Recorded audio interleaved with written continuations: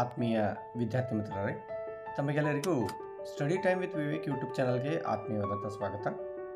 ಮೊದಲು ವಿದ್ಯಾರ್ಥಿಗಳೇ, ನಾಳೆ ನಡೀತಕ್ಕಂತಹ ವಿಜ್ಞಾನ ವಿಷಯದ ರಾಜ್ಯ ಮಟ್ಟದ ಪೂರ್ವ ಸಿದ್ಧತಾ ಪರೀಕ್ಷೆ 3ರ ಸಲುವಾಗಿ ನಮ್ಮ ತಯಾರಿ ಯಾವ ರೀತಿ ಇರಬೇಕು ಮತ್ತು ಅತಿ ಕಡಿಮೆ ಅವಧಿಯಲ್ಲಿ ಸುಮಾರು 60ಕ್ಕಿಂತ ಹೆಚ್ಚು ಅಂಕಗಳನ್ನು ಯಾವ ರೀತಿ ಗಳಿಸಬಹುದು ಅನ್ನೋದನ್ನು ನಾವು ಇವತ್ತಿನ ನಮ್ಮ ಈ ವಿಡಿಯೋದಲ್ಲಿ ನಾವು ನೋಡ್ತಾ ಹೋಗೋಣ. ಈಗಾಗಲೇ ನಮ್ಮ ಚಾನಲ್ನಲ್ಲಿ ನಾವು ವಿಜ್ಞಾನ ವಿಷಯಕ್ಕೆ ಸಂಬಂಧಪಟ್ಟಂತೆ ಪ್ರತಿ ಪಾಠದಲ್ಲಿ ಬರಬಹುದಾಗಿರ್ತಕ್ಕಂಥ ಅತಿ ಮುಖ್ಯ ಪ್ರಶ್ನೆಗಳು ಮತ್ತು ಅವುಗಳನ್ನು ಯಾವ ರೀತಿ ಸರಳವಾಗಿ ಉತ್ತರಿಸಬಹುದು ಅನ್ನೋದನ್ನು ಹಿಂದಿನ ನಾವು ನಮ್ಮ ವಿಜ್ಞಾನ ಪಾಸಿಂಗ್ ಸರಣಿ ಪ್ರತಿಯೊಂದು ಪಾಠದಲ್ಲಿ ನೋಡಿದ್ದೇವೆ. ನಮ್ಮ ಚಾನಲನ್ನು ನೀವು ಸಬ್ಸ್ಕ್ರೈಬ್ ಮಾಡಿ ಮತ್ತು ನಮ್ಮ ಚಾನಲ್ಗೆ ಭೇಟಿ ನೀಡಿ ಆ ಹಿಂದಿನ ಎಲ್ಲ ವಿಡಿಯೋಗಳನ್ನು ನಾವು ನೋಡಬಹುದು ಅಂತ ಹೇಳ್ತಾ, ನಾಳಿನ ಪರೀಕ್ಷೆಗಾಗಿ ವಿಜ್ಞಾನ ವಿಷಯದಲ್ಲಿ ಯಾವ್ಯಾವ ಪರಿಕಲ್ಪನೆಗಳನ್ನು ತಯಾರಿ ಮಾಡಿಕೊಳ್ಬೇಕು, ನಮ್ಮ ತಯಾರಿ ಯಾವ ರೀತಿ ಇರಬೇಕು ಅನ್ನೋಂಥದ್ದನ್ನು ನಾವು ಇವತ್ತಿನ ನಮ್ಮ ಈ ವಿಡಿಯೋದಲ್ಲಿ ನೋಡ್ತಾ ಹೋಗೋಣ. ವಿಷಯವನ್ನು ಪ್ರಾರಂಭ ಮಾಡೋಣ. ಮೊದಲು ವಿದ್ಯಾರ್ಥಿಗಳೇ, ಭೌತ ವಿಜ್ಞಾನ ವಿಭಾಗದಲ್ಲಿ ಯಾವ್ಯಾವ ವಿಷಯಗಳ ಕಡೆಗೆ ನಮ್ಮ ಗಮನ ಇರಬೇಕು ಅಂತಂದ ನೋಡಿದಾಗ ಅತಿ ಮುಖ್ಯವಾಗಿ ಏಕಮಾನಗಳು, ವಿಭವಾಂತರ, ವಿದ್ಯುತ್ ಪ್ರವಾಹ, ವಿದ್ಯುದಾವೇಶ, ರೋಧಶೀಲತೆ, ವಿದ್ಯುತ್ ಸಾಮರ್ಥ್ಯ, ವಿದ್ಯುತ್ ಶಕ್ತಿ, ವ್ಯಾವಹಾರಿಕ ಏಕಮಾನ, ಇವುಗಳ ಏಕಮಾನಗಳ ಕಡೆಗೆ ನಮ್ಮ ಗಮನ ಇರಬೇಕು. ಭೌತ ವಿಜ್ಞಾನ ವಿಭಾಗದಲ್ಲಿ ಮೊದಲನೇ ಪ್ರಶ್ನೆ ಈ ಏಕಮಾನಗಳಿಗೆ ಸಂಬಂಧಪಟ್ಟಂತೆ ಇರುತ್ತೆ. ಇಷ್ಟು ಮಾಡಿದ್ದೇ ಆದರೆ ನಿಮಗೆ 1 ಅಂಕ ಫಿಕ್ಸ್ ಆಗಿ ಸಿಗುವಂಥದ್ದು ಇರುತ್ತೆ. ಅದೇ ರೀತಿಯಾಗಿ ವಿದ್ಯುತ್ ಶಕ್ತಿ ಪಾಠದಲ್ಲಿ ಬರ್ತಕ್ಕಂತಹ ವಿದ್ಯುತ್ ಮಂಡಲದಲ್ಲಿ ಬಳಸ್ತಕ್ಕಂತಹ ವಿವಿಧ ಸಾಧನಗಳ ಚಿಹ್ನೆಗಳೇನಿವೆ, ಆ ಸಾಧನಗಳ ಚಿಹ್ನೆಗಳ ಕಡೆಗೆ ನಮ್ಮ ಗಮನ ಇರಬೇಕು. 1 ಅಂಕದ ಒಂದು ವಾಕ್ಯದಲ್ಲಿ ಉತ್ತರಿಸಿ ಇರತಕ್ಕಂತಹ ಪ್ರಶ್ನೆಗಳಲ್ಲಿ ಈ ಸಾಂಪ್ರದಾಯಿಕ ಚಿಹ್ನೆಗಳನ್ನು ಕೇಳುವಂತಹ ಸಾಧ್ಯತೆ ಇರುತ್ತೆ. ಅರ್ಧ ಅಂಕಕ್ಕೆ 1 ಚಿಹ್ನೆಯಂತೆ 2 ಚಿಹ್ನೆಗಳನ್ನು ಬರೆಯಲು ತಿಳಿಸಲಾಗಿರುತ್ತದೆ. ಮಕ್ಕಳು ಇದರ ಕಡೆಗೆ ಗಮನ ಹರಿಸಬೇಕಾಗತ್ತೆ. ಇನ್ನು ವಿದ್ಯುತ್ ಪ್ರವಾಹದ ಕಾಂತೀಯ ಪರಿಣಾಮಗಳು ಪಾಠಕ್ಕೆ ಸಂಬಂಧಪಟ್ಟಂತೆ ಕೆಲವೊಂದಷ್ಟು ನಿಯಮಗಳಿವೆ. ಬಲಗೈ ಹೆಬ್ಬೆರಳು ನಿಯಮ, ಈ ಬಲಗೈ ಹೆಬ್ಬೆರಳು ನಿಯಮಕ್ಕೆ ಸಂಬಂಧಪಟ್ಟಂತೆ ಚಿತ್ರಾಧಾರಿತ ಪ್ರಶ್ನೆಯನ್ನು ಕೇಳುವಂತಹ ಸಾಧ್ಯತೆ ಇರುತ್ತೆ. ಇನ್ನು ಅದರ ಜೊತೆಗೆ ಫ್ಲೆಮಿಂಗನ ಎಡಗೈ ನಿಯಮ, ಇದಕ್ಕೂ ಸಂಬಂಧಪಟ್ಟಂತೆ ಚಿತ್ರಾಧಾರಿತ ಪ್ರಶ್ನೆಯನ್ನು ಕೇಳುವ ಸಾಧ್ಯತೆ ಇರುತ್ತೆ. ಯಾವುದಾದ್ರೂ ಒಂದು ಚಿತ್ರವನ್ನು ನೀಡಿ ಅದಕ್ಕೆ ಸಂಬಂಧಪಟ್ಟಂತೆ ನಿಯಮ ಯಾವುದು ಅನ್ನುವಂತಹ ಪ್ರಶ್ನೆಯನ್ನು ಕೇಳ್ತಾರೆ. ಇನ್ನು ಬೆಳಕು ಪ್ರತಿಫಲನ ವಕ್ರೀಭವನ ಪಾಠಕ್ಕೆ ಸಂಬಂಧಪಟ್ಟಂತೆ ಪ್ರತಿಫಲನದ ನಿಯಮಗಳು ಮತ್ತು ವಕ್ರೀಭವನದ ನಿಯಮಗಳನ್ನು ಕೇಳುವಂಥದ್ದಿರುತ್ತೆ. ಇವೆರಡು ಪರೀಕ್ಷೆಗೆ ಅತಿ ಕಡ್ಡಾಯವಾಗಿ ಬರತಕ್ಕಂತಹ ಮತ್ತು ಖಚಿತವಾಗಿ ಬರತಕ್ಕಂತಹ ಪ್ರಶ್ನೆಗಳಾಗಿವೆ. ಪ್ರತಿಫಲನದ ನಿಯಮಗಳು ಮತ್ತು ವಕ್ರೀಭವನದ ನಿಯಮಗಳು. ಇವೆರಡನ್ನು ಖಚಿತವಾಗಿ ತಯಾರಿ ಮಾಡಿಕೊಳ್ಳಿ. ಫಿಕ್ಸ್ ಆಗಿ ಬರ್ತಕ್ಕಂಥ ಕ್ವಶನ್ಸ್ ಇವೆ ಇವು. ಇನ್ನು ಓಮ್ನ ನಿಯಮ ಮತ್ತು ಜೂಲ್ನ ಉಷ್ಣೋತ್ಪಾದನಾ ನಿಯಮದ ಸೂತ್ರಗಳ ಕಡೆಗೆ ಸ್ವಲ್ಪ ಗಮನ ಹರಿಸಬೇಕಾಗುತ್ತೆ. ಇವೆರಡೂ ನಿಯಮಗಳು ಸಹ ಭಾಳಷ್ಟು ಮುಖ್ಯವಾಗಿರುತ್ತೆ. ಇವುಗಳ ಬಗ್ಗೆ ಗಮನ ಹರಿಸಿ. ಇನ್ನು ಮುಂದಿನ ಒಂದು ಅಂಶ ಓವರ್ಲೋಡ್ ಉಂಟಾಗಲು ಕಾರಣವೇನು ಅನ್ನುವಂಥದ್ದು. ಇದು ಬಹಳ ಸಾರಿ ಕೇಳಿರ್ತಕ್ಕಂಥ ಪ್ರಶ್ನೆ. ಓವರ್ಲೋಡ್ ಅಂದರೆ ಏನು ಮತ್ತು ಓವರ್ಲೋಡ್ ಉಂಟಾಗಲಿಕ್ಕೆ ಕಾರಣಗಳೇನು ಅನ್ನುವಂಥದ್ದು ಮತ್ತು ಅದಕ್ಕೆ ಪರಿಹಾರ ಕ್ರಮಗಳನ್ನು ಸಹ ನಾವು ಗಮನ ಹರಿಸಬೇಕಾಗತ್ತೆ. ಭಾಳಷ್ಟು ಮುಖ್ಯವಾಗಿರ್ತಕ್ಕಂಥದ್ದು. ಇನ್ನು ಮಾನವನ ಕಣ್ಣು ಮತ್ತು ವರ್ಣಮಯ ಜಗತ್ತು ಪಾಠದಲ್ಲಿ ದೃಷ್ಟಿ ದೋಷಗಳಿಗೆ ಸಂಬಂಧಪಟ್ಟಂತೆ ಕ್ವಶನನ್ನು ಕೇಳುವ ಸಾಧ್ಯತೆ ಇರುತ್ತೆ. ಸಮೀಪ ದೃಷ್ಟಿ ಮತ್ತು ದೂರದೃಷ್ಟಿ ಇವುಗಳ ನಡುವಿನ ವ್ಯತ್ಯಾಸ ಕೇಳಬಹುದು. ಅಥವಾ ಸಮೀಪ ದೃಷ್ಟಿ ಎಂದರೇನು, ಅದಕ್ಕೆ ಕಾರಣಗಳೇನು ಮತ್ತು ಅದನ್ನು ಸರಿಪಡಿಸಲಿಕ್ಕೆ ಯಾವ ಮಸೂರವನ್ನು ಬಳಸಲಾಗ್ತದೆ. ಅದೇ ರೀತಿಯಾಗಿ ದೂರದೃಷ್ಟಿ ಅಂದರೆ ಏನು, ಅದಕ್ಕೆ ಕಾರಣಗಳೇನು ಮತ್ತು ಅದನ್ನು ಸರಿಪಡಿಸಲಿಕ್ಕೆ ಬಳಸ್ತಕ್ಕಂಥ ಮಸೂರ ಯಾವುದು ಕೇಳುವಂಥ ಸಾಧ್ಯತೆ ಇರುತ್ತೆ. ಇನ್ನು ವಿದ್ಯುತ್ ಶಕ್ತಿ ಪಾಠದಲ್ಲಿ ಬರತಕ್ಕಂತಹ ಅಮೀಟರ್, ವೋಲ್ಟ್ಮೀಟರ್, ಇವುಗಳ ಕಾರ್ಯಗಳೇನು ಅನ್ನುವಂಥ ಪ್ರಶ್ನೆ ಕೇಳುವ ಸಾಧ್ಯತೆ ಇರುತ್ತೆ. ಇನ್ನು ಪರಿವರ್ತಿತ ರೋಧ, ಇದಕ್ಕೆ ಬಳಸ್ತಕ್ಕಂಥ ಸಾಧನ ರಿಯೋಸ್ಟ್ಯಾಟ್ ಬಗ್ಗೆ ಕೇಳುವ ಸಾಧ್ಯತೆ ಇರುತ್ತೆ. ಇವುಗಳ ಕಡೆಗೆ ನಮ್ಮ ಗಮನ ಇರಬೇಕು. ಇನ್ನು ಮಾನವನ ಕಣ್ಣು ಮತ್ತು ವರ್ಣಮಯ ಜಗತ್ತು ಪಾಠದಲ್ಲಿ ಬಹಳಷ್ಟು ಮುಖ್ಯವಾಗಿ ಕಾರಣಗುಡಿ ಕ್ವಶನ್ಸ್ಗಳನ್ನು ಕೇಳುವ ಸಾಧ್ಯತೆ ಇರುತ್ತೆ. ನಕ್ಷತ್ರಗಳು ಏಕೆ ಮಿನುಗುತ್ತವೆ, ಗ್ರಹಗಳು ಏಕೆ ಮಿನುಗುವುದಿಲ್ಲ, ಗಗನಯಾತ್ರೆಗೆ ಆಕಾಶದ ಬಣ್ಣ ಕಪ್ಪಾಗಿ ಕಾಣಲು ಕಾರಣವೇನು? ಶುಭ್ರ ಆಕಾಶದ ಬಣ್ಣ ನೀಲಿಯಾಗಲು ಕಾಣಲು ಕಾರಣವೇನು? ಅಪಾಯದ ಸಂಕೇತ ದೀಪಗಳು ಕೆಂಪು ಬಣ್ಣದಲ್ಲಿರಲು ಕಾರಣವೇನು? ಕಾಮನಬಿಲ್ಲು ಉಂಟಾಗಲು ಕಾರಣವೇನು? ಸೊ ಈ ರೀತಿಯಾಗಿ ಪಾಠದಲ್ಲಿ ಬರೆದಂತಹ ಕಾರಣ ಕೊಡಿ ಕ್ವೆಶನ್ಸ್ಗಳು ಬಹಳಷ್ಟು ಮುಖ್ಯವಾಗಿರುತ್ತೆ. 1 ಅಥವಾ 2 ಈ ರೀತಿ ಕಾರಣ ಕೊಡುವ ಪ್ರಶ್ನೆಗಳನ್ನು ಕೇಳುವ ಸಾಧ್ಯತೆ ಇರುತ್ತೆ. ಇನ್ನು ಫ್ಯೂಸ್ನ ಕಾರ್ಯ ಮತ್ತು ಜೌಲ್ನ ಉಷ್ಣೋತ್ಪಾದನಾ ನಿಯಮದ ಮೇಲೆ ಕಾರ್ಯನಿರ್ವಹಿಸ್ತಕ್ಕಂಥ ಸಾಧನಗಳ ಬಗ್ಗೆ ಪ್ರಶ್ನೆ ಕೇಳುವ ಸಾಧ್ಯತೆ ಇರುತ್ತೆ. ಆಮೇಲೆ ವಾಹಕದ ರೋಧವು ಅವಲಂಬಿಸಿರುವ ಅಂಶಗಳ ಬಗ್ಗೆ ಪ್ರಶ್ನೆ ಕೇಳುವಂಥದ್ದು ಇರುತ್ತೆ. ಭಾಳಷ್ಟು ಮುಖ್ಯವಾಗಿ ಇವುಗಳನ್ನು ತಾವು ತಯಾರಿ ಮಾಡಿಕೊಳ್ಳಲೇಬೇಕು. ಇನ್ನು ಕಣ್ಣಿನ ಭಾಗಗಳ ಕುರಿತಾಗಿ ಕೆಲವೊಂದಷ್ಟು ಪ್ರಶ್ನೆಗಳನ್ನು ಕೇಳುವ ಸಾಧ್ಯತೆ ಇರುತ್ತೆ. ಪಾಪೆ, ಐರಿಸ್, ಮಸೂರ, ಆಮೇಲೆ ಅಕ್ಷಿಪಟಲ ಇಂತಹ ಕೆಲವೊಂದಷ್ಟು ಕಣ್ಣಿನ ಭಾಗಗಳ ಬಗ್ಗೆ ಪ್ರಶ್ನೆ ಕೇಳುವ ಸಾಧ್ಯತೆ ಇರುತ್ತೆ. ಇನ್ನು ನಿಮ್ನದರ್ಪಣ, ಅದರ ಉಪಯೋಗಗಳು ಮತ್ತು ಪೀನದರ್ಪಣದ ಉಪಯೋಗಗಳು, ಅಥವಾ ನಿಮ್ನದರ್ಪಣ ಮತ್ತು ಪೀನದರ್ಪಣಗಳ ನಡುವಿನ ವ್ಯತ್ಯಾಸ, ಪೀನ ಮಸೂರ ಮತ್ತು ನಿಮ್ನ ಮಸೂರಗಳ ನಡುವಿನ ವ್ಯತ್ಯಾಸ. ಸೊ ಈ ರೀತಿಯಾಗಿ ಈ ಒಂದು ಅಂಶಕ್ಕೆ ಸಂಬಂಧಪಟ್ಟಂತೆ ಪ್ರಶ್ನೆ ಕೇಳುವ ಸಾಧ್ಯತೆ ಇರುತ್ತೆ. ಇನ್ನು ಭೂ ಸಂಪರ್ಕ ತಂತಿಯ ಕಾರ್ಯಗಳ ಬಗ್ಗೆ ಪ್ರಶ್ನೆ ಕೇಳುವ ಸಾಧ್ಯತೆ ಇರುತ್ತೆ. ವಿದ್ಯುಚ್ಛಕ್ತಿ ಪಾಠದಲ್ಲಿ ಸರಣಿ ಕ್ರಮ ಜೋಡಣೆ ಮತ್ತು ಸಮಾಂತರ ಜೋಡಣೆ ರೋಧಕಗಳ ಜೋಡಣೆಯ ನಡುವಿನ ವ್ಯತ್ಯಾಸ ಕೇಳುವ ಸಾಧ್ಯತೆ ಇರುತ್ತೆ. ಆಮೇಲೆ ಕಾಂತೀಯ ಬಲರೇಖೆಗಳ ಲಕ್ಷಣಗಳ ಬಗ್ಗೆ ಪ್ರಶ್ನೆಯನ್ನು ಕೇಳುವ ಸಾಧ್ಯತೆ ಇರುತ್ತೆ. ಆಮೇಲೆ ಇದೇ ರೀತಿಯಾಗಿ ವಾಹಕದ ರೋಧವು ಅವಲಂಬಿಸಿರುವ ಅಂಶಗಳ ಕುರಿತಾಗಿ ಅವುಗಳಿಗೆ ಕಾರಣಗಳನ್ನು ಕೇಳುವಂಥ ಸಾಧ್ಯತೆ ಇರುತ್ತೆ. ವಾಹಕದ ಉದ್ದ, ಅಡ್ಡಕೊಯ್ತ, ಪ್ರಾಕೃತಿಕ ಗುಣ ಮತ್ತು ತಾಪ ಇವುಗಳಿಗೆ ಸಂಬಂಧಪಟ್ಟಂತೆ ಯಾವ ರೀತಿಯಾಗಿ ವಾಹಕದ ರೋಧವು ಬದಲಾಗುತ್ತದೆ, ಇದಕ್ಕೆ ಕಾರಣಗಳೇನು ಅನ್ನುವಂತಹ ಪ್ರಶ್ನೆ ಕೇಳುವ ಸಾಧ್ಯತೆ ಇರುತ್ತೆ. ಸೊ ಇಷ್ಟು ತಯಾರಿ ಜೊತೆಗೆ ನಮ್ಮ ನಿಮ್ನದರ್ಪಣ ಹೌದು, ಆಮೇಲೆ ಪೀನದರ್ಪಣ, ನಿಮ್ನ ಮಸೂರ ಮತ್ತು ಪೀನ ಮಸೂರ ಇವುಗಳ ಲಕ್ಷಣಗಳ ಬಗ್ಗೆ ಕೇಳುವ ಸಾಧ್ಯತೆ ಇರುತ್ತೆ. ನಿಮ್ನದರ್ಪಣ ಯಾವ ರೀತಿ ಇರುತ್ತೆ, ಸೊ ಅದು ಯಾವ ರೀತಿಯ ಪ್ರತಿಬಿಂಬವನ್ನು ಉಂಟು ಮಾಡುತ್ತೆ, ಪೀನದರ್ಪಣ ಯಾವ ರೀತಿ ಇರುತ್ತೆ, ಅದು ಯಾವ ರೀತಿಯ ಪ್ರತಿಬಿಂಬಗಳನ್ನು ಉಂಟು ಮಾಡುತ್ತೆ. ಅದೇ ರೀತಿ ನಿಮ್ನ ಮಸೂರ ಮತ್ತು ಪೀನ ಮಸೂರಗಳು ಅವುಗಳ ಲಕ್ಷಣಗಳ ಬಗ್ಗೆಯೂ ಸಹ ನಾವು ಗಮನ ಹರಿಸಬೇಕಾಗಿರುತ್ತೆ.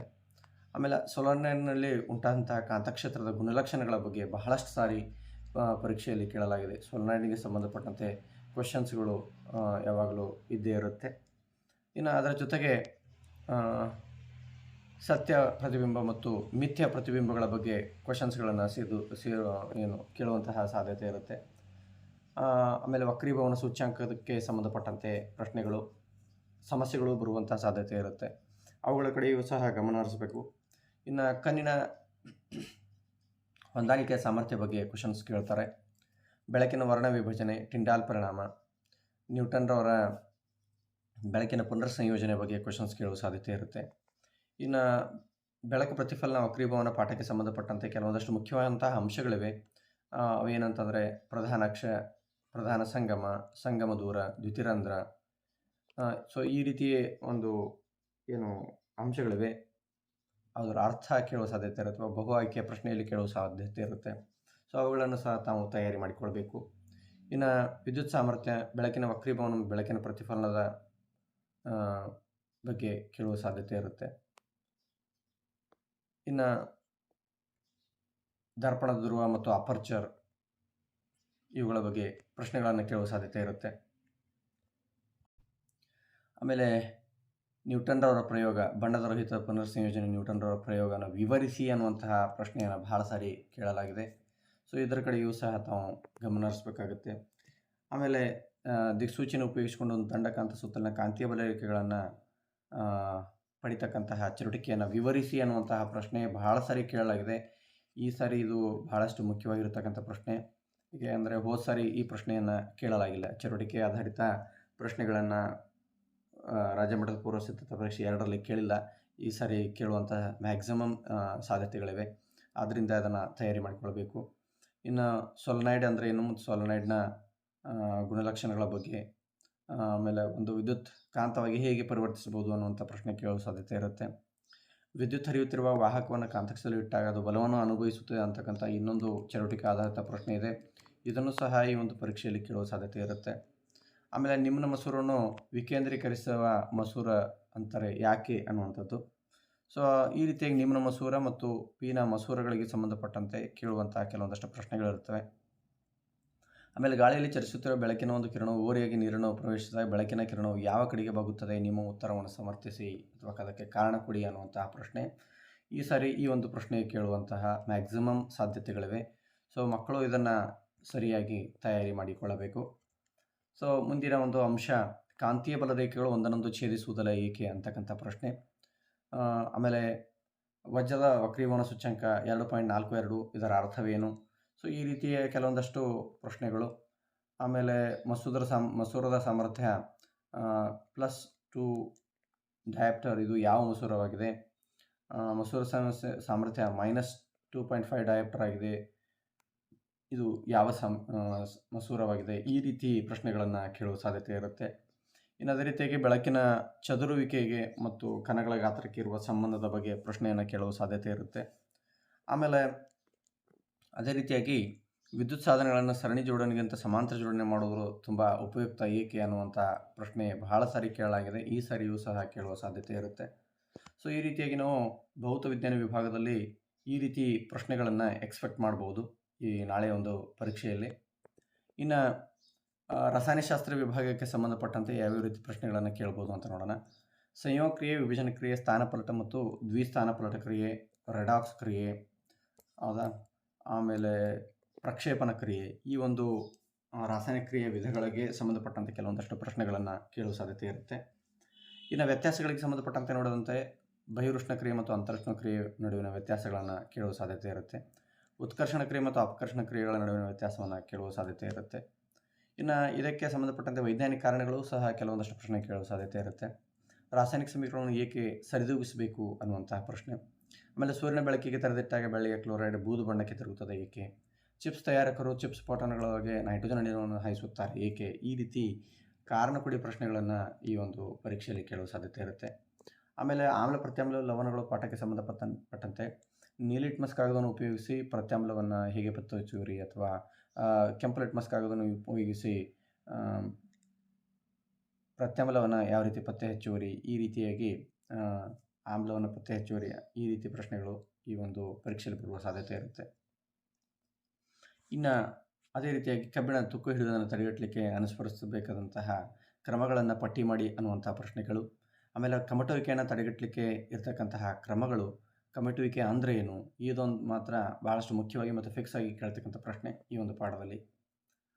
ಇನ್ನು ಪ್ರಬಲ ಆಮ್ಲ ಮತ್ತು ದುರ್ಬಲ ಆಮ್ಲ, ತಟಸ್ಥೀಕರಣ ಕ್ರಿಯೆ, ಕ್ಷಾರಗಳು, ಸ್ಫಟಕೀಕರಣ ನೀರು, ಆಮ್ಲಮಳೆ, ಇವುಗಳ pH ಮೌಲ್ಯ, ಈ ರೀತಿ ಸಣ್ಣ ಸಣ್ಣ ಒಂದು ಅಂಕದ ಪ್ರಶ್ನೆಗಳನ್ನು ಕೇಳುವ ಸಾಧ್ಯತೆ ಇರುತ್ತೆ. ಒಂದು ಪ್ರಶ್ನೆ ಈ ರೀತಿ ಇರುತ್ತೆ. 4 ದ್ರಾವಣಗಳನ್ನು ನೀಡಲಾಗಿದೆ, ಅವುಗಳ pH ಮೌಲ್ಯಗಳು ಕ್ರಮವಾಗಿ 2, 4, 8, 7.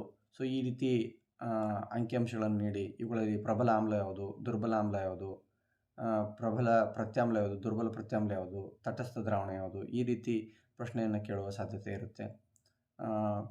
ಆಮೇಲೆ ಅವುಗಳನ್ನು ಏರಿಕೆ ಕ್ರಮದಲ್ಲಿ ಬರೆಯಿರಿ, ಇಳಿಕೆ ಕ್ರಮದಲ್ಲಿ ಬರೀರಿ ಅಂತ ಪ್ರಶ್ನೆ ಕೇಳುವ ಸಾಧ್ಯತೆ ಇರುತ್ತೆ. ಸೊ ಅದರ ಬಗ್ಗೆ ಮಕ್ಕಳು ಗಮನ ಹರಿಸಬೇಕು. ಇನ್ನು ಕಾರಣ ಕೊಡಿ ಪ್ರಶ್ನೆಗಳನ್ನು ನೋಡ್ತಾ ಹೋದಂತೆ ಆಮ್ಲವನ್ನು ಸಾರಯುಕ್ತಗೊಳಿಸುವಾಗ ಆಮ್ಲವನ್ನು ನೀರಿಗೆ ಸೇರಿಸಬೇಕು ಏಕೆ ಅನ್ನುವಂತಹ ಪ್ರಶ್ನೆಗಳು. ಹಲ್ಲುಗಳನ್ನು ಸ್ವಚ್ಛಗೊಳಿಸುವಾಗ ಪ್ರತ್ಯಾಮ್ಲೀಯ ಪೇಸ್ಟನ್ನು ಬಳಸಬೇಕು ಏಕೆ ಅನ್ನುವಂತಹ ಪ್ರಶ್ನೆ. ಆಮೇಲೆ ಜೇನನ್ನು ಕುಟುಕಿದಾಗ ಆ ಭಾಗವನ್ನು ಅಡುಗೆ ಸೋಡಾ ಅಂತ ಸೌಮ್ಯ ಪ್ರತ್ಯಾಮ್ಲವನ್ನು ಬಳಸಿ ಲೇಪಿಸಬೇಕು ಏಕೆ? ಅಜೀರ್ಣತೆಯ ಸಂದರ್ಭದಲ್ಲಿ ಜನರು ಆಮ್ಲ ಶಾಮಕ ಪ್ರತ್ಯಾಮ್ಲಗಳನ್ನು ಬಳಸ್ತಾರೆ ಏಕೆ ಅಂತಕ್ಕಂಥದ್ದು. ಪ್ಲಾಸ್ಟರ್ ಆಫ್ ಪ್ಯಾರಿಸನ್ನು ತೇವಾಂಶ ನಿರೋಧಕ ಸಂಗ್ರಹದಲ್ಲಿ ಸಂಗ್ರಹಿಸಿಡುತ್ತಾರೆ ಏಕೆ ಅಂತಕ್ಕಂಥದ್ದು. ಹೈಡ್ರೋಕ್ಲೋರಿಕ್ ಆಮ್ಲವನ್ನು ಪ್ರಬಲ ಆಮ್ಲ ಎನ್ನಲಾಗುವುದು ಏಕೆ ಅಂತಕ್ಕಂಥದ್ದು. ಸೊ ಈ ರೀತಿ ಕಾರಣ ಕೊಡಿ ಪ್ರಶ್ನೆಗಳು ಸಾಮಾನ್ಯವಾಗಿ ಕೇಳುವಂಥದ್ದು. ಇನ್ನು ಅದೇ ರೀತಿಯಾಗಿ ನಾವು ಸಾಮಾನ್ಯವಾಗಿ ದಿನನಿತ್ಯ ಜೀವನದಲ್ಲಿ ಬಳಸ್ತಕ್ಕಂಥ ಕೆಲವೊಂದಷ್ಟು ಆಹಾರ ಪದಾರ್ಥಗಳೇನಿವೆ ಅವುಗಳಲ್ಲಿರ್ತಕ್ಕಂಥ ಆಮ್ಲಗಳು ಯಾವುವು ಅನ್ನುವಂಥ ಕೇಳೋ ಪ್ರಶ್ನೆ ಸಾಧ್ಯತೆ ಇರುತ್ತೆ. ಸೊ ಮಕ್ಕಳು ಅದರ ಬಗ್ಗೆ ತಯಾರಿ ಮಾಡಿಕೊಳ್ಬೇಕು. ಇನ್ನು ಕ್ಲೋರ್ ಆಲ್ಕಲಿ ಪ್ರಕ್ರಿಯೆಯಲ್ಲಿ ಉತ್ಪತ್ತಿಯಾಗಿರತಕ್ಕಂತಹ ಏನು ಉತ್ಪನ್ನಗಳಿವೆ, ಹೈಡ್ರೋಜನ್ ಇರ್ಬೋದು ಅಥವಾ ಕ್ಲೋರಿನ್ ಇರ್ಬೋದು, ಸೋಡಿಯಂ ಹೈಡ್ರಾಕ್ಸೈಡ್ ಇರ್ಬೋದು. ಸೊ ಇವುಗಳ ಉಪಯೋಗಗಳ ಬಗ್ಗೆ ಭಾಳ ಸಾರಿ ಪರೀಕ್ಷೆಯಲ್ಲಿ ಕೇಳ್ತಾರೆ 100% ಆಗಿ. ಇನ್ನು ಅದೇ ರೀತಿಯಾಗಿ ಆಮ್ಲ ಪ್ರತ್ಯಾಮ್ಲ ಲವಣಗಳು ಪಾಠದಲ್ಲಿ ಬರ್ತಕ್ಕಂತಹ ಲವಣಗಳು ಪರಿಕಲ್ಪನೆ ಏನಿದೆ, ಅದರಲ್ಲಿರ್ತಕ್ಕಂತಹ ಚಲವೆ ಪುಡಿ ಅಥವಾ ಬ್ಲೀಚಿಂಗ್ ಪೌಡರ್ ಇರ್ಬೋದು, ಅಡುಗೆ ಸೋಡಾ ಇರ್ಬೋದು, ವಾಷಿಂಗ್ ಸೋಡಾ ಇರ್ಬೋದು, ಪ್ಲಾಸ್ಟರ್ ಆಫ್ ಪ್ಯಾರಿಸ್ ಇರ್ಬೋದು. ಸೊ ಇವುಗಳ ಅನುಸೂತ್ರಗಳು ಮತ್ತು ಅವುಗಳ ಉಪಯೋಗಗಳ ಬಗ್ಗೆ ಪರೀಕ್ಷೆಯಲ್ಲಿ 100% ಆಗಿ ಕೇಳುವಂತಹ ಸಾಧ್ಯತೆ ಇರುತ್ತೆ. ಸೊ ಮಕ್ಕಳು ಇವುಗಳನ್ನು ತಪ್ಪದೆ ತಯಾರಿ ಮಾಡ್ಕೊಳ್ಬೇಕು. ಅದರ ಜೊತೆಗೆ ಈ ಏನು ಲವಣಗಳ ಇವುಗಳ ತಯಾರಿಕೆಯ ಬಗ್ಗೆಯೂ ಸಹ ಮಕ್ಕಳು ಗಮನ ಹರಿಸಬೇಕಾಗಿರ್ತಕ್ಕಂಥದ್ದು ಅತಿ ಅವಶ್ಯಕವಾಗಿದೆ. ಇನ್ನು ಲೋಹಗಳ ಭೌತ ಗುಣಗಳು ಸೊ ಮತ್ತು ಅಲೋಹಗಳ ಭೌತ ಗುಣಗಳ ಬಗ್ಗೆ ಗಮನ ಹರಿಸಬೇಕಾಗಿರ್ತಕ್ಕಂಥದ್ದು ಅತಿ ಮುಖ್ಯವಾಗಿದೆ. ಇವುಗಳಿಗೆ ಸಂಬಂಧಪಟ್ಟಂತೆ ಕೆಲವೊಂದಷ್ಟು ಕಾರಣಕೊಡಿ ಪ್ರಶ್ನೆಗಳನ್ನು ಕೇಳುವ ಸಾಧ್ಯತೆ ಇರುತ್ತೆ. ಇನ್ನು ಅಯಾನಿಕ್ ಸಂಯುಕ್ತಗಳ ಗುಣಗಳು ಏನಿವೆ ಅವು ಸಹ ಭಾಳಷ್ಟು ಮುಖ್ಯವಾಗಿರ್ತಕ್ಕಂಥವುಗಳು. ಅವುಗಳನ್ನು ಸಹ ಮಕ್ಕಳು ತಯಾರಿ ಮಾಡಿಕೊಳ್ಬೇಕು. ಇನ್ನು ಮಿಶ್ರಲೋಹ ಅಂದರೆ ಏನು, ಆಮೇಲೆ ಥರ್ಮೈಟ್ ಕ್ರಿಯೆ ಅಂದರೆ ಏನು, ಉಭಯಧರ್ಮಿ ಆಕ್ಸೈಡ್ಗಳು ಅಂದರೆ ಏನು, ಸೊ ಅವುಗಳಿಗೆ ಉದಾಹರಣೆಗಳು, ಆಮೇಲೆ ಮಿಶ್ರಲೋಹಗಳೇನಿವೆ ಇವುಗಳ ಘಟಕಗಳನ್ನು ತಿಳಿಸಿ ಅಂತಕ್ಕಂಥದ್ದು 1 ಅಂಕಕ್ಕೆ ಕೇಳುವ ಸಾಧ್ಯತೆ ಇರುತ್ತೆ. ಸೊ ಕಲೆರಹಿತ ಉಕ್ಕಿರ್ಬೋದು, ಹಿತ್ತಾಳೆ ಇರ್ಬೋದು, ಆಮೇಲೆ ಕನ್ಸ್ ಇರ್ಬೋದು, ಬೆಸುಗೆ ಲೋಹ ಇರ್ಬೋದು, ಇವುಗಳ ಘಟಕ ಧಾತುಗಳು ಯಾವುವು ಅನ್ನುವಂಥ ಕೇಳುವ ಪ್ರಶ್ನೆ. ಮತ್ತು ಲೋಹ ಅಲೋಹಗಳ ಪಾಠದಲ್ಲಿ ಬರ್ತಕ್ಕಂಥ ಕಾಸುವಿಕೆ ಮತ್ತು ಹುರಿಯುವಿಕೆ ಇವುಗಳ ನಡುವಿನ ವ್ಯತ್ಯಾಸಗಳಿರಬಹುದು. ಸೊ ಎಲ್ಲವುಗಳು ಬಹಳಷ್ಟು ಮುಖ್ಯವಾಗಿರ್ತಕ್ಕಂಥವುಗಳು. ಇನ್ನು ಅದೇ ರೀತಿಯಾಗಿ ಅಲ್ಯೂಮಿನಿಯಂ ಆಕ್ಸೈಡ್ ಮತ್ತು ಸತುವಿನ ಆಕ್ಸೈಡ್ಗಳನ್ನು ಉಭಯಧರ್ಮಿ ಆಕ್ಸೈಡ್ ಅಂತ ಕರಿತೀವಿ. ಯಾಕೆ? ಒಂದು ಲೋಹವು ಸಾರಯುಕ್ತ ನೈಟ್ರಿಕ್ ಆಮ್ಲದಿಂದ ವರ್ತಿಸಿದಾಗ ಹೈಡ್ರೋಜನ್ನಲ್ಲಿ ಬಿಡುಗಡೆ ಆಗುವುದಿಲ್ಲ ಏಕೆ? ಸೋಡಿಯಂ ಲೋಹವನ್ನು ಸೀಮೆಯಲ್ಲಿ ಸಂಗ್ರಹಿಸಿಡುತ್ತಾರೆ ಏಕೆ? ಕ್ಯಾಲ್ಸಿಯಂ ಲೋಹ ನೀರಿನ ಜೊತೆ ವರ್ತಿಸಿದಾಗ ಬಿಡುಗಡೆ ಆಗ್ತಕ್ಕಂಥ ಹೈಡ್ರೋಜನ್ ಹೊತ್ತಿಕೊಂಡು ಉರಿಯುವುದಿಲ್ಲ ಏಕೆ ಅನ್ನುವಂತಹ ಪ್ರಶ್ನೆ ಇರಬಹುದು. ಆಮೇಲೆ ಅಯಾನಿಕ್ ಸಂಯುಕ್ತಗಳು ಘನಸ್ಥಿತಿಯಲ್ಲಿದ್ದಾಗ ವಿದ್ಯುತ್ ಅವಾಹಕಗಳಾಗಿವೆ ಏಕೆ ಅಂತಕ್ಕಂಥ ಪ್ರಶ್ನೆ. ಸೊ ಇವುಗಳು ಅಯಾನಿಕ್ ಸಂಯುಕ್ತಗಳು ಘನಸ್ಥಿತಿಯಲ್ಲಿದ್ದಾಗ ವಿದ್ಯುತ್ತಿನ ಅವಾಹಕಗಳು ಏಕೆ? ಸೊ ಈ ರೀತಿ ಕೆಲವೊಂದಷ್ಟು ಪ್ರಶ್ನೆಗಳು. ಮತ್ತು ಅಯಾನಿಕ್ ಸಂಯುಕ್ತಗಳು ಹೆಚ್ಚಿನ ಕರಗುವ ಮತ್ತು ಕುದಿಯುವ ಬಿಂದುಗಳನ್ನು ಹೊಂದಿವೆ ಏಕೆ? ಬೆಳ್ಳಿಯ ಪಾತ್ರೆಗಳನ್ನು ಗಾಳಿಗೆ ತೆರೆದಿಟ್ಟಾಗ ಕ್ರಮೇಣ ಕಪ್ಪಾಗುತ್ತವೆ ಏಕೆ? ಸೊ ಈ ರೀತಿ ಕ್ವೆಶನ್ಸ್ಗಳನ್ನು ಕೇಳುವ ಸಾಧ್ಯತೆಗಳಿರುತ್ತೆ. ಆಮೇಲೆ ಕಾರ್ಬನ್ ಮತ್ತು ಅದರ ಸಂಯುಕ್ತಗಳು ಪಾಠಕ್ಕೆ ಸಂಬಂಧಪಟ್ಟಂತೆ ಕೆಟ್ನೀಕರಣ ಅಂದರೆ ಏನು, ಆಮೇಲೆ ರಚನಾ ಸಮಾಂಗಿಗಳ ಬಗ್ಗೆ ಕ್ವೆಶನ್ಸ್ ಕೇಳುವ ಸಾಧ್ಯತೆ ಇರುತ್ತೆ. ಹೈಡ್ರೋಕಾರ್ಬನ್ಗಳ ಬಗ್ಗೆ, ಕ್ರಿಯಾ ಗುಂಪುಗಳ ಬಗ್ಗೆ, ಅನುರೂಪ ಶ್ರೇಣಿಗಳ ಬಗ್ಗೆ, ಹೈಡ್ರೋಜನೀಕರಣ ಅಥವಾ ಸಂಕಲನ ಕ್ರಿಯೆ ಬಗ್ಗೆ, ಆದೇಶನ ಕ್ರಿಯೆ, ದಹನ ಕ್ರಿಯೆ ಮತ್ತು ಉತ್ಕರ್ಷಣ ಕ್ರಿಯೆ. ಸೊ ಈ ಎಲ್ಲ ರೀತಿಯ ಪ್ರಶ್ನೆಗಳಿಗೆ 1 ಅಂಕದ ಪ್ರಶ್ನೆಗಳನ್ನು ಕೇಳುವ ಸಾಧ್ಯತೆ ಇರುತ್ತೆ. ಸೊ ಎಸ್ಟರೀಕರಣ ಬಗ್ಗೆ ಕೇಳಿರೋದಾಗಿರ್ಬೋದು. ಈ ರೀತಿಯಾಗಿ ಅನೇಕ ಪ್ರಶ್ನೆಗಳನ್ನು ಕೇಳುವ ಸಾಧ್ಯತೆ ಇರುತ್ತೆ. ಇನ್ನು ಪರ್ಯಾಪ್ತ ಕಾರ್ಬನ್ ಸಂಯುಕ್ತಗಳು ಮತ್ತು ಅಪರ್ಯಾಪ್ತ ಕಾರ್ಬನ್ ಸಂಯುಕ್ತಗಳು ಇವುಗಳ ನಡುವಿನ ವ್ಯತ್ಯಾಸಗಳಿರ್ಬೋದು. ಎಥನಾಲ್ನ ಎಥೆನಾಯಿಕ್ ಆಮ್ಲವಾಗಿ ಪರಿವರ್ತಿಸ್ತಕ್ಕಂಥ ಉತ್ಕರ್ಷಣ ಕ್ರಿಯೆ, ಇದೊಂದು ಉತ್ಕರ್ಷಣ ಕ್ರಿಯೆ ಏಕೆ ಅಂತಕ್ಕಂಥದ್ದು. ಆಮೇಲೆ ಸಹವೇಲಿನ ಸಂಯುಕ್ತಗಳು ಕಡಿಮೆ ದ್ರವಣ ಬಿಂದುಗಳು ಮತ್ತು ಕುದಿಯುಗಳನ್ನು ಹೊಂದಿವೆ ಏಕೆ ಅಂತಕ್ಕಂಥದ್ದು. ಎಣ್ಣೆಗಳ ಹೈಡ್ರೋಜನೀಕರಣ ಇದರ ಪ್ರಾಮುಖ್ಯತೆ ಏನು ಅನ್ನುವಂಥ ಪ್ರಶ್ನೆ ಬಹಳ ಸಾರಿ ಕೇಳಲಾಗಿದೆ. ನೀರಿನ ಗಡಸುತನಕ್ಕೆ ಕಾರಣ ಆಗಿರ್ತಕ್ಕಂಥ ಲವಣಗಳು ಯಾವುವು? ಎಥನಾಲ್ನಿಂದ ಈಥೀನನ್ನು ಹೇಗೆ ಪಡೆಯುವಿರಿ ಅನ್ನುವಂತಹ ಪ್ರಶ್ನೆಗಳಿರ್ಬೋದು. ಇವಷ್ಟೆಲ್ಲ ಬಹಳಷ್ಟು ಮುಖ್ಯವಾಗಿರ್ತಕ್ಕಂಥ ಪ್ರಶ್ನೆಗಳಾಗಿವೆ. ಇನ್ನು ಬಹಳ ಮುಖ್ಯವಾಗಿ ಈ 2 ಪ್ರಶ್ನೆಗಳ ಕಡೆಗೆ ನಮ್ಮ ಗಮನ ಯಾವಾಗಲೂ ಇರಲೇಬೇಕು. ಸೊ 3 ಅಂಕಗಳಿಗೆ ಕೇಳುವಂಥ 100% ಫಿಕ್ಸ್ ಆಗಿರ್ತಕ್ಕಂಥ ಕ್ವೆಶನ್ ಯಾವುದು ಅಂತಂದರೆ ಸಾಬೂನು ಸ್ವಚ್ಛಗೊಳಿಸ್ತಕ್ಕಂಥ ಒಂದು ಪ್ರಕ್ರಿಯೆ ಮತ್ತು ಕಾರ್ಬನ್ ಪರಮಾಣು C4- ಮತ್ತು C4+ ಕ್ಯಾಟಯನ್ಗಳನ್ನು ಉಂಟು ಮಾಡುವುದಿಲ್ಲ ಏಕೆ ಅನ್ನುವಂತಹ ಪ್ರಶ್ನೆಗಳು ಫಿಕ್ಸ್ ಆಗಿರ್ತಕ್ಕಂಥ ಕ್ವೆಶನ್ಸ್ಗಳು. ಇವುಗಳನ್ನು ತಪ್ಪದೇ ತಯಾರಿ ಮಾಡಿಕೊಳ್ಬೇಕು. ಇನ್ನು ಅದೇ ರೀತಿಯಾಗಿ ಈ ಒಂದು ರಸಾಯನಶಾಸ್ತ್ರದ ವಿಭಾಗದಲ್ಲಿ ಬರ್ತಕ್ಕಂತಹ ಎಲೆಕ್ಟ್ರಾನ್ ಡಾಟ್ ಸ್ಟ್ರಕ್ಚರ್ಸ್ ಅಥವಾ ಎಲೆಕ್ಟ್ರಾನ್ ಚುಕ್ಕಿ ರಚನೆ ಇರ್ಬೋದು. ಆಮೇಲೆ ಕ್ರಿಯಾ ಗುಂಪುಗಳಿಗೆ ಸಂಬಂಧಪಟ್ಟಂತೆ ಅಣುಸೂತ್ರ ಮತ್ತು ರಚನಾ ಸೂತ್ರಗಳಿರ್ಬೋದು. ಅಲ್ಕೈನ್ ಅಣುಸೂತ್ರ ರಚನಾ ಸೂತ್ರಗಳಿರ್ಬೋದು. ಸೈಕ್ಲೋ ಅಲ್ಕೇನ್ಸ್ಗಳಿರ್ಬೋದು. ಆಮೇಲೆ ಹೈಡ್ರೋಕಾರ್ಬನ್ಗಳ ಅಣುಸೂತ್ರ ಮತ್ತು ರಚನಾ ಸೂತ್ರಗಳಿರ್ಬೋದು. ಸೊ ಬೆಂಜಿನ್ನ ಅಣುಸೂತ್ರ ರಚನಾ ಸೂತ್ರ ಇರ್ಬೋದು. ಆಮೇಲೆ ಸೋಡಿಯಂ ಕ್ಲೋರೈಡ್ ಮತ್ತು ಮ್ಯಾಗ್ನೀಷಿಯಂ ಕ್ಲೋರೈಡ್ ಚುಕ್ಕಿ ರಚನೆ ಇರ್ಬೋದು. ಮೀಥೇನ್, ಈಥೇನ್ ಇವುಗಳ ಚುಕ್ಕಿ ರಚನೆ ಇರ್ಬೋದು. ಇವೆಲ್ಲಗಳು ಬಹಳಷ್ಟು ಈ ಒಂದು ಪರೀಕ್ಷೆಯಲ್ಲಿ ಕೇಳುವಂತಹ ಪ್ರಶ್ನೆಗಳಾಗಿರುತ್ತವೆ. ಸೊ ಮಕ್ಕಳೇ, ಇಲ್ಲಿವರೆಗೆ ನಾವು ವಿಜ್ಞಾನ ವಿಷಯದಲ್ಲಿ ನಾಳೆ ನಡೀತಕ್ಕಂತಹ ರಾಜ್ಯಮಟ್ಟದ ಪೂರ್ವಸಿದ್ಧತಾ ಪರೀಕ್ಷೆ 3ಕ್ಕೆ ನಮ್ಮ ವಿಜ್ಞಾನ ವಿಷಯದ ತಯಾರಿ ಯಾವ ರೀತಿ ಇರಬೇಕು ಅನ್ನುವಂಥದ್ದನ್ನು ನಾವು ಹಂತವಾಗಿ ಈ ಒಂದು ವಿಡಿಯೋದಲ್ಲಿ ತಿಳಿಸಿದ್ದೇನೆ. ನಾಳೆಯ ಪರೀಕ್ಷೆಯನ್ನು ನೀವು ಚೆನ್ನಾಗಿ ಬಿಡಿಸಿ ಅಂತ ಹೇಳ್ತಾ, ಈ ಒಂದು ವಿಡಿಯೋ ನಿಮಗೆ ಇಷ್ಟ ಆದಲ್ಲಿ ನೀವು ಲೈಕ್ ಮಾಡಿ, ನಿಮ್ಮ ಗೆಳೆಯರೊಂದಿಗೆ ಈ ಒಂದು ವಿಡಿಯೋನ ಶೇರ್ ಮಾಡಿ ಮತ್ತು ನಮ್ಮ ಚಾನಲನ್ನು ಸಬ್ಸ್ಕ್ರೈಬ್ ಮಾಡೋದನ್ನು ಮಾತ್ರ ಮರಿಬೇಡಿ ಅಂತ ಹೇಳ್ತಾ ವಿಡಿಯೋನ ಇಲ್ಲಿಗೆ ಮುಕ್ತ ಮಾಡ್ತಾ ಇದ್ದೀನಿ. ಮತ್ತೆ ಮುಂದಿನ ವಿಡಿಯೋದಲ್ಲಿ ನಾವು ಮತ್ತೆ ಭೇಟಿ ಆಗೋಣ. ಅಲ್ಲಿವರೆಗೂ ಟೇಕ್ ಕೇರ್, ಬಾಯ್ ಬಾಯ್.